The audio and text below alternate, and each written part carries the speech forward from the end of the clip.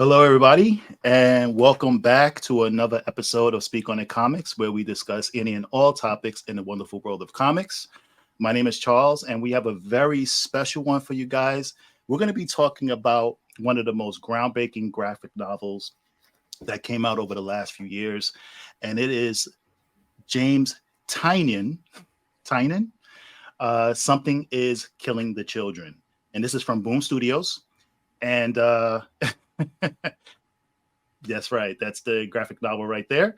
And the artist is Werva del Adera, who did the illustration on this wonderful graphic novel. It's one of my favorites. And I introduced it to Jarrell. And just so you guys know, me and Jarrell are huge, huge horror fans.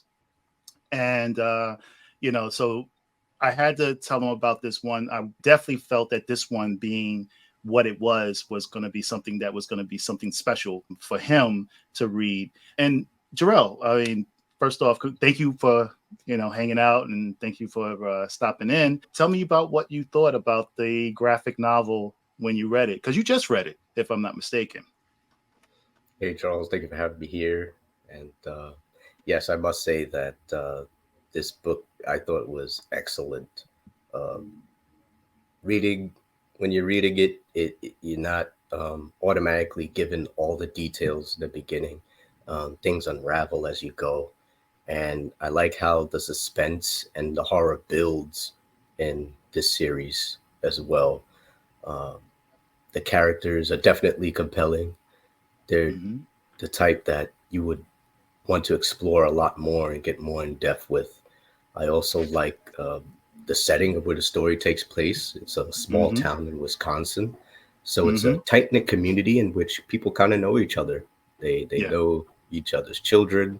They know the local bars and hangout spots, the schools. So it also gives you that commonality, in your community and Mm-hmm. things that are local. And you have this monster in town, which makes things even more personal and more terrifying. And Yeah. I just think that it's a well orchestrated book.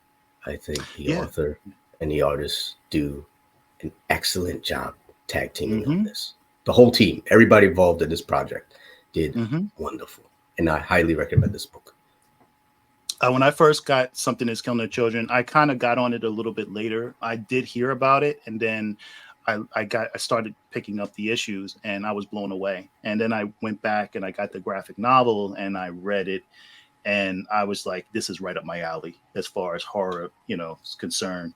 And one of the things, like you mentioned, the fact that it's a small town. The town is Archer Peak, and we're going to get into spoiler free first, and then we'll get into some spoilers. So for anybody who has never read the book and don't want to be spoiled by it, we're going to let you guys know before we get to the spoiler part of this deep dive. And then for right now, we're just going to give you just a taste of what the story is about. So the story is about this town, Archer Peak, and there's been some really mysterious disappearances from, as far as the children in the town.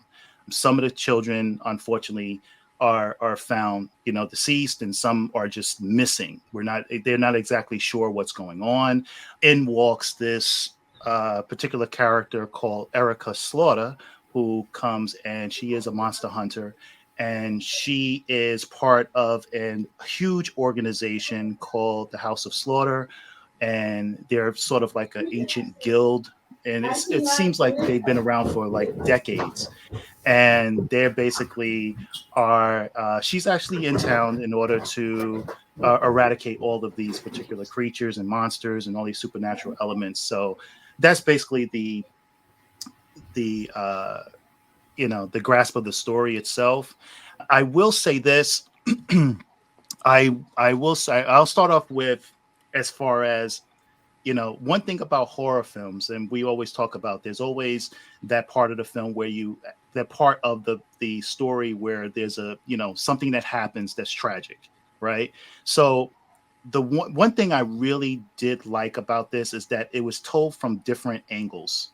The story, you have one story told from one character, you have another story told from another younger character. Her name is Frank, I believe. So it's told from his perspective as well, and you kind of get the idea of how traumatic, this has been. You have Erica, who, basically she's been doing this for, I mean, for the most part, she's been doing this for a very, very long time. And you get this, this other character who unfortunately had a very traumatic experience, and which changed his life forever. And he doesn't know how to take it. He doesn't know how to process it. And I really felt that they spent the time to, they didn't rush that. They took the time for you to feel what these characters, their loss and what they're going through. So I really felt that James Tynan did a great job in making sure that it wasn't just like hey, let's just put this character out here, something happens, and then all this. Like, they took the time to really understand what these characters are going through and what they're feeling. So I really like that he took that pacing was really on point with that. What did you think about that, as far as the story and how it all transpired for you? Yeah, Charles, definitely. The character James went through a lot.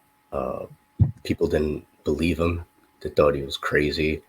Uh, Mm-hmm. what we see in those panels of how his friends were just slaughtered by that thing was just horrible. It makes you think that, hey, if you had friends, and you lost them that way, how much your life would change in a place where you wouldn't expect to see anything out of the ordinary. So I always love that aspect of, we live in this ordinary life and then something totally out of ordinary appears. You know, uh, Mm-hmm. it's a it's a very horrifying experience, and I think that it takes a realistic step towards how it would be if we experienced that. So I think Mm-hmm. it really spoke to us in a realistic sense, Yeah. and I just thought that it was done very well. How people around him react to it is done very well too. You not only, as I mentioned before, people that didn't believe him, you also Mm-hmm. have people suspicious of him. They probably think that he's a child killer. Murdered all his Mm-hmm. friends, Mm-hmm. and he's constantly paranoid. He's not only fearing this monster, but also what the world thinks about him now. Mm-hmm. And this being, this entity has changed everything in the community. It changed people's personalities. People went from working a blue collar job to becoming alcoholics, drunkards. People are depressed. They need therapy. They need to talk to somebody about these things. I think that's what makes this so good. That along with the horror, it's not just about the scares, but it's also the damage that is done to this community. That's also, I think, um, not only authentic, but something that is bound to happen. And that's something Yeah. that I get from this book. So it pulls no punches, and it exposes you to what this thing is and what it does. And I like it. And I just look forward to seeing a lot more. Yeah. Oh yeah. So right, James. So James is the younger character. So just to give you guys an idea, like I said, I'm going to get into some spoilers. Um, and we're going to spoil a lot, but we just want to go into a little bit more detail about the story, so you guys get a gist of what it's about. But so yeah, so just to reiterate, yes, James is the younger character. So you have Erica Slaughter, who is a character that comes to the town to help eradicate all of the creatures and monsters. And you can tell that she's, at this point, she's tired. She's exhausted. She's been doing this for a long time. And it seems like, this character, like, they have this, sorry, something Did you was see the rattling monster or under something? me. Did you see it? Something was rattling under me. Did you see it? Is it? Yeah, Oh I my thought I gosh. thought something I thought something was, but the crazy thing is that Erica Slaughter, she is a character who, you can tell that she's a woman on a mission. She's very skilled. She's very determined, So, and then I could kind of tell that this is something, it's not only just a duty. I feel like this is something a little bit personal, and we don't really get into a lot of her life in this first volume, but we do understand her, as a character, because like I said, James Tynan takes the time to give you, it's those slow pace moments, those quiet moments for you to really get into the character. And I appreciate that. It's not just all, you know, gore fest and slashing and fighting and kicking and all this other stuff. Like they take the time, he takes the time to make sure that we understand her position in this. And then again, we have the younger character James, who unfortunately, like you said, went through something very tragic. That's why I feel like the monsters themselves, like the way the creatures are, you know the creation of these creatures, symbolizes so much. And I feel like that's was something that they wanted to do.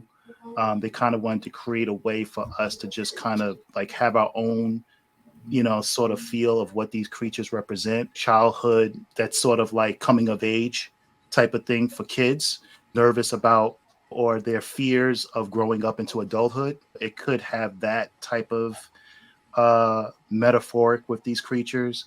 I felt like the way that he built this and the way that the storytelling was created by, you really get the chance to see where this character is at the point of when the trauma happened, and up until the point where he feels like going through like survivor's guilt, because he's the only person that survived. As far as the story is concerned, what was it different about this particular story that you felt that was, compared to other stories you've read? I know if you've read quite a few horror stories, but what was it about this that felt unique to you? It was definitely that it felt more than just a monster horror story. The aftermath of what this thing has done, I felt that was very impactful, and it touched me more than just something just coming around hacking and slashing people. There's a lot Hmm. more meaning to this, a lot of emotions that people are feeling. Some people have become very cold, very I'd say reserved. For example, Erica. I first of all, I love her appearance. I love the like the look of her character is. It's like her eye gives off so much character and personality in itself. When there's Hmm. something of her that interests her in like investigating about these boxes and stuff and hunting it down, like you notice that her eyes get big. Like, huh? Yeah. What did you say? Yeah. She knows what details she needs to know to get to the source. To get to the Hmm. nest and defeat these things. And she's badass. She's a badass character, and she's definitely someone that you would like on your side. But I think the characters are just very grabbing. Uh, Hmm. we also have James, who is definitely, I think, the entryway into the story. Like he's kind of like us.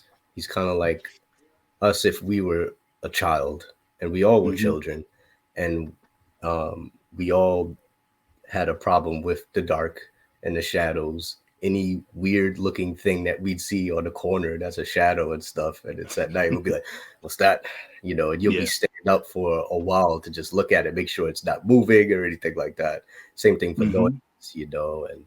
and the Yeah. dark, and I just like how the story starts off, in which it is like a dark, room. The kids are having a sleepover, and they're all talking about the scariest experiences, playing truth or dare. I just love how the dialogue is laid out and how Yeah. they all sound like children. They really talk like children. Hmm. They sound immature. They're all cursing at each other. They got fresh mouths. This is exactly how me and my kids were when we were kids. So I love that experience. And then to Yeah. just see them all, did later on as you go through the story, it starts off as a conversation between, all of them and all the kids. Yeah. And then Hmm. suddenly after you hear about uh, James' experience meeting this thing, it cuts to him, being interrogated and being asked Yeah. questions about it. So Yeah. you think that this is just some story that he's making up, and his friends think the same thing, but no, it's pretty real. If you're in the interrogation room, something happened. Some Yeah. blood has been shed. Somebody has been killed, Right. and it gets even Right. crazier and crazier when you start seeing the characters as you go. You may not see it Yeah. clearly here, but once Right. you open the book and flip through the pages, you'll see that people look different, drastically different. They look strange. They're bloodied. They're stained. They all look Hmm. harmed. They all have Yeah. injuries, cuts, and bruises.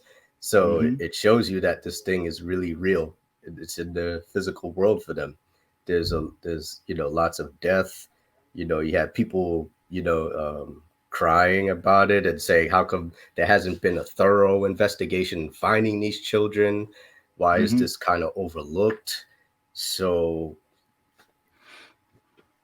it takes itself seriously as a horror story. I don't think It it does. it it just doesn't tell us, oh, we're just going to add in all this blood and gore to entertain you. No, Hmm. they have layered characters. There's a lot that we need to find out after just one volume of the book. Uh, you have great world building. The community Hmm. of Wisconsin Hmm.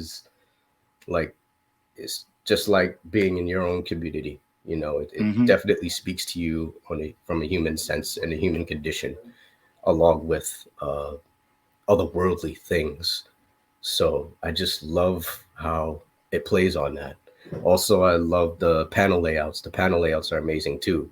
Usually, Yeah. as a writer, I'm very scared of doing like 9 panel grid pages, but I mean, hey, the author is not afraid to do that. He, takes the risk and says, I'm putting 8 panels on one page, 9 panels on one page. Usually you'll see maybe 4, 5 or 6 Right. panels on each page, but Right. there's a lot more. And it makes sense because a lot of it involves, a lot of close up shots with the dialogue and the characters Yes. talking. So I think that's done so well, and it's daring, and it inspires me as a writer to be more daring too, and to take that plunge. Not on every page, I don't plan on doing that, but it's very Right. inspirational to see the way the story is conveyed using that personal style.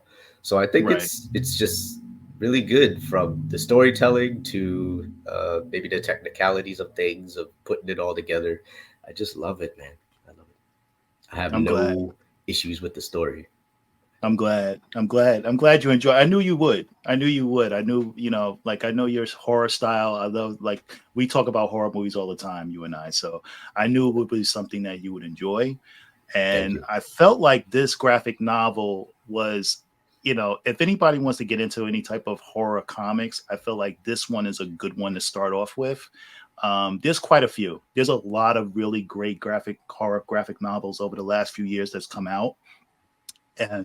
And I feel like Something Is Killing the Children is something that, if you wanted to start into horror comics, it's a good starter, you know, Yeah. and it really gets you really engulfed into the whole mystery element. If you're a person that a big fan of the what's that show that comes on um with I think it has Shamar Moore in it, and if you're a big fan of like any of those like type of like really sinister like FBI TV shows and all of those, I believe. Let me see. I'm trying to think of what's that show that Shamar Moore came. I think it was. Let me see. I Is think it it was. NCIS? No, I don't think it was No, NCIS, but it was it's Criminal nuts because Minds. Criminal Criminal Minds. Minds. That's Criminal right. Minds. Because I Yeah. watched that So it show. I has. watched that in NCIS every now and then. I can't even say that Shamar Moore is in Criminal Minds. No, But yes. Criminal Minds. It has, if you're a fan of that type of story, of type of entertainment programming, this is something that I think that you would definitely enjoy. It sets up where you really get into the characters right from the beginning, like you said, with the sleepover, and then something terrible happens, but you don't know yet what it was. You just know that something awful happened to, the character of James under these circumstances. It's almost like this is James' way of trying to sort of seek not necessarily revenge but retribution. I really feel like he's just going through this whole guilt of being left alive, you know what I mean? And I think that happens to quite a few people. A bad car accident and they're the only one that lived, they kind of feel that guilt, so to speak. So I love the fact that they inputted that, and for him to be so young, for him to be so young and deal with that aspect. Erica's helping him to get through that in a sense. So I do like that they provided, some type of unification for those two characters to build off of. And I do like the fact that, you can kind of tell that Erica was, she's not necessarily cold, but you can tell that she's just, she's given up. She just feels like, what, this is life. This is what it is. Cause sort of pessimistic in a way, but I think she's finding new hope in this character, James. They're kind of doing something, for both, James is doing something for Erica as far as helping her to find her way back, because she just kind of have this thing about the world. And I do feel that the same thing for James. It's helping him to find a place of strength for him as well. So I do like that. And also too, I mean, there's a lot to talk about with the House of Slaughter, because the House of Slaughter is like this monster, this kind of like a monster guild. It's been around for, I guess it's been around for many, many, many years. It's secret, it's mysterious.